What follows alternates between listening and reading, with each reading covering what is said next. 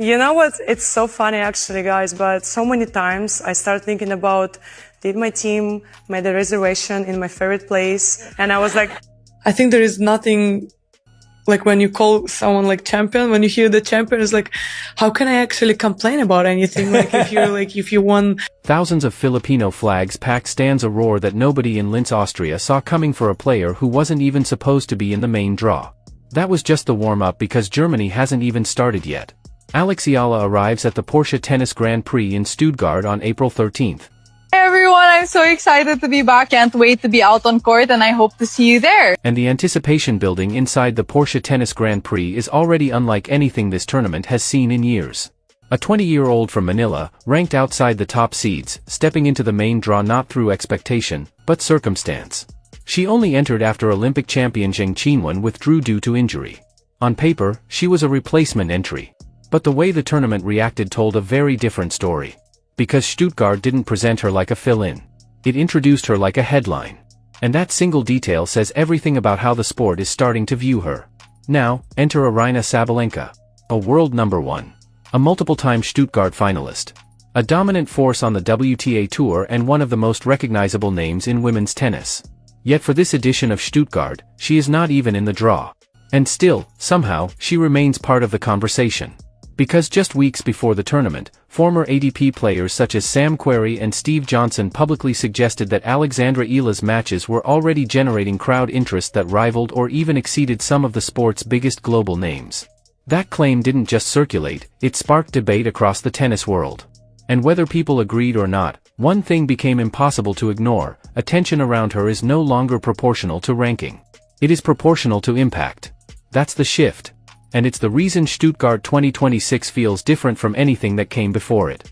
The Porsche Tennis Grand Prix has been part of women's tennis history since 1978. Legends have passed through its courts: Martina Navratilova, Steffi Graf, Maria Sharapova, Angelique Kerber, and many more. This is not a tournament that lacks prestige. It is a tournament built on legacy. But in 2026, something changed.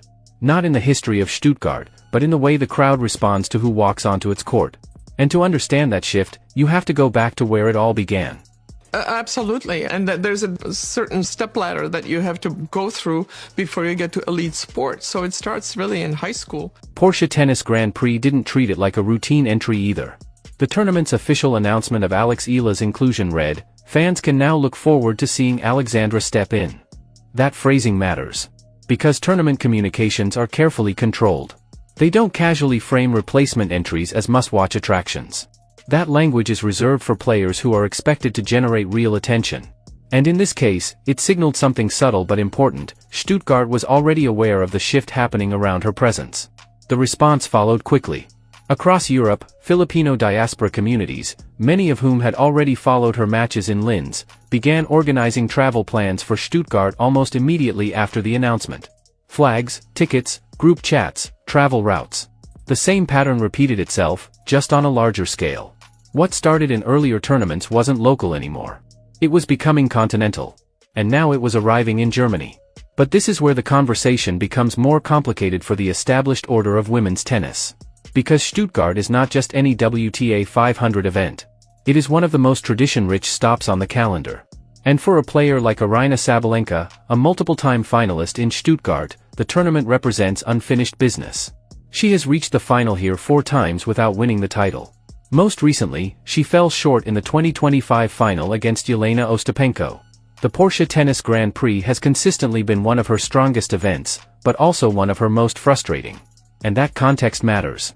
Because Stuttgart isn't just about who enters the draw. It's about who has already built history here, and who is still trying to finish it. So when a replacement entry begins to dominate the conversation around a tournament with that level of legacy tension, it creates a collision between expectation and disruption. And that's exactly where this story is heading next. It is arguably the most significant WTA 500 event on the European clay swing that Aryna Sabalenka has not won. So her absence from the 2026 edition of the Porsche Tennis Grand Prix is not a minor scheduling detail. It is a gap in an otherwise dominant clay season narrative. But there is another layer that has shaped the conversation leading into Stuttgart, one that has nothing to do with Sabalenka's legacy pursuit. Because in the weeks before the tournament, the dominant question in tennis media was not about who was missing. It was about who is changing the scale of attention while simply entering tournaments. Alex eala has become the center of that discussion. In a segment on their podcast, Sam Querrey asked Steve Johnson a direct question: is she bigger than Sabalenka? Is she bigger than Coco? Johnson's response was brief, but decisive. No hesitation. No qualification. Just a clear acknowledgement that sparked immediate debate across tennis circles. Because Steve Johnson is not a commentator known for manufactured controversy. He is a former top 10 player who understands, from experience, what true crowd pull and on-court presence look like at the highest level. That kind of perspective carries weight in a way social media narratives do not. And it is exactly why the conversation spread so quickly. From another angle, John Isner echoed a similar sentiment, framing the shift not as hype, but as a measurable change in audience behavior.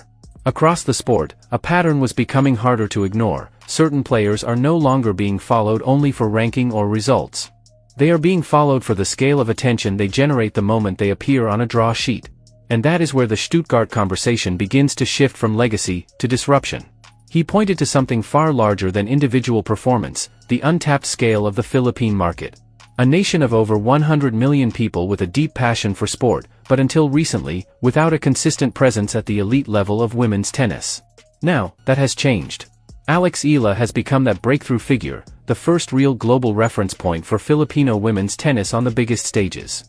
And as John Isner highlighted in discussion, the impact would be even greater if similar representation existed across both the men's and women's game. The underlying idea is simple: this is not just about one athlete, it's about national representation entering a sport where it had previously been absent at the top level. That shift creates a kind of audience energy that established tennis markets cannot easily replicate. Aryna Sabalenka represents Belarus. Coco Gauff carries a major American fan base. Iga Swiatek has Poland behind her.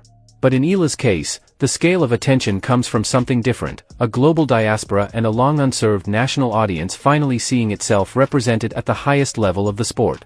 That is the arithmetic behind the conversation, and the reason it has caught so many inside tennis off guard. At the same time, there is a necessary and honest counterpoint. Eala is not primarily known as a clay court specialist. Like many young players still developing their identity on tour, her results on the surface have been inconsistent, shaped by inexperience, adaptation, and learning under pressure. That is part of the challenge in Stuttgart. Because attention and expectation can rise quickly, but performance on clay demands patience, structure, and tactical maturity. And the gap between those two realities is exactly where her next test begins. Alex eala's meteoric rise through 2025 and into 2026 was built almost entirely on hard courts. Miami Open, Dubai, Indian Wells, these were the stages where she truly announced herself. Fast surfaces, aggressive tempo, early ball striking, conditions that perfectly matched her natural game. But clay is a completely different conversation. Her 2026 clay campaign began in Linz with a solid 6-4, 6-3 win over Julia Grabher. It was controlled, composed, and efficient, but it didn't yet answer the bigger question about her level on the surface. Then came Jelena Ostapenko, a former French Open champion, the defending Stuttgart title holder, a player whose fearless, high-risk aggression makes her dangerous even to top 10 opponents on clay. And for long stretches of that match, eala looked in control. She led 4-2 in the first set. She surged to 5-1 in the second. From that position, the match should have gone to a decider at minimum. Instead, it slipped away. Ostapenko turned it around to win 6-4, 7-5, a result that carries real weight when you zoom out and look at the bigger picture. Because it means eala arrives at the Porsche Tennis Grand Prix not riding momentum, but coming off a loss that exposed genuine vulnerabilities on clay. There are still gaps, in point construction, in patience, and in handling momentum swings against experienced opponents who thrive in chaotic conditions. And that's where the dynamic with Ostapenko becomes important. She is also in the Stuttgart draw. The head-to-head still favors eala 2-1 overall, but Ostapenko now holds the most recent, and most relevant, win on clay. That matters psychologically. Because solving a player once on a specific surface creates a blueprint, and confidence. Eala herself has acknowledged that she is still developing physically for these kinds of matches. Clay demands longer rallies, heavier movement, and sustained endurance, areas that take time to fully build at the elite level. Which means Stuttgart isn't just another tournament for her. It's a test. Not of hype, not of attention, but of adaptation. At the Miami Open, Alex eala was asked a direct question in an interview: how do you prepare for players who are physically stronger or more powerful? Her answer was simple, and strikingly honest. You could argue that everything I do is to prepare myself for those players. I'm still in the process of getting stronger. That level of self-awareness is rare for a 20-year-old. But self-awareness alone doesn't win matches, especially not on indoor clay, against Grand Slam champions who have spent years mastering the surface. Results do. And that's why the Porsche Tennis Grand Prix represents a genuine crossroads moment. Because one thing is already guaranteed. The crowd will show up. The Filipino flags will be everywhere. The atmosphere will be electric from the moment she steps onto the court. But tennis has always been brutally simple beneath the noise. The player standing on the baseline has to justify it. This is the tournament where eala has the opportunity to prove that the movement surrounding her is not just spectacle. That it's not just energy, or hype, or cultural momentum. That it's the foundation of a real contender. Stuttgart isn't just another stop on the calendar. Positioned between early clay events like Linz and major stages like the Madrid Open, it acts as a bridge, between adaptation and expectation, between learning and proving, between potential and results. And for a player still developing on clay, every match here carries multiplied importance. Because this isn't just about surviving the surface anymore. It's about showing that she can compete, and win, on it when it matters most.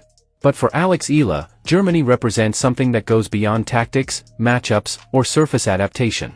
This is her debut on German soil. Her first appearance in front of a European crowd that hasn't just discovered her, but has been primed for months. Through viral moments, podcast debates, and coordinated support from the Filipino diaspora, the stage has been set long before she even steps onto the court. And that matters. Because the Porsche Tennis Grand Prix is not a venue that hands out energy freely. German crowds are informed. They are passionate, but selective. Their enthusiasm is usually earned through performance, not projected in advance. And yet, this time feels different. Even the tournament's own messaging hinted at it, framing eala's arrival not as a late replacement, but as something to look forward to. That kind of anticipation places her directly at the center of one of tennis's oldest, most unforgiving questions. Can the player match the moment? Can the talent justify the narrative? Because expectation, once created, does not wait patiently. It demands proof. Meanwhile, from the outside, Aryna Sabalenka remains an unspoken part of the story. Absent from a tournament where she has reached 4 finals and never lifted the trophy, her presence is replaced, not by another top seed, but by a completely different kind of spotlight. A 45th ranked player commanding the conversation. And that contrast creates something far more powerful than headlines. Not outrage. Not reaction. Silence. The kind of silence that comes when a space you helped define is suddenly occupied by someone else, and the crowd doesn't even notice the transition. That's not a quote. That's a shift. The Stuttgart draw places Alex eala in one of the most dangerous fields on the calendar. Elena Rybakina. Coco Gauff. Iga Swiatek. Jasmine Paolini. Mira Andreeva. Karolina Muchova. And defending champion Jelena Ostapenko. There are no easy rounds here. Every match is a test. Every win is a statement. Every result carries weight beyond the scoreline. Because a deep run, quarterfinal, semifinal, or more, would do something no hardcourt success has fully confirmed yet. It would prove that eala's vulnerability on clay is being solved. It would shift her from a rising story to a legitimate contender heading into French Open.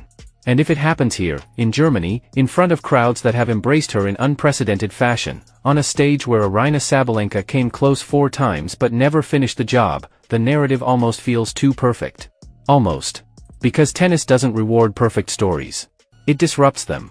Jelena Ostapenko already proved that in Linz. Clay doesn't care about crowd size. It doesn't care about hype, momentum, or global attention. It rewards something far less romantic: timing, footwork, physical endurance, and the ability to construct points under pressure against opponents who have spent years mastering the surface. Eala understands that. Her team understands that. Which is why Stuttgart isn't just an opportunity.